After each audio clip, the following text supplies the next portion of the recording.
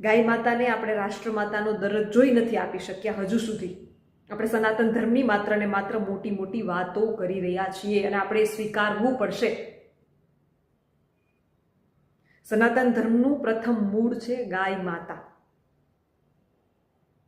કેટલા કતલખાનાઓ ચાલે છે, એનું વાર્ષિક ટર્નઓવર કેટલું છે, અને એમાંથી કેટલી પાર્ટીઓને એ કતલખાનાઓમાંથી ફંડ મળે છે.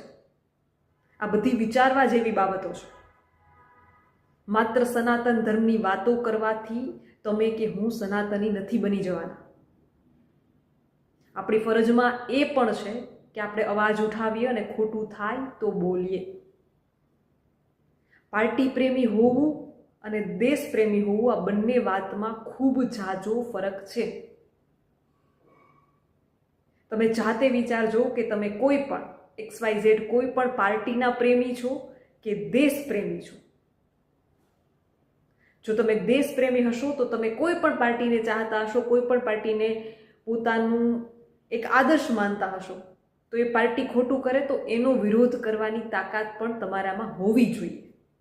તો તમે સાચા દેશ પ્રેમી છો.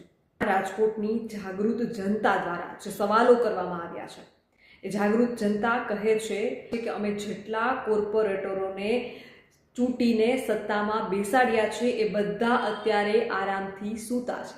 એમને હવે જનતાની કોઈ પડી નથી.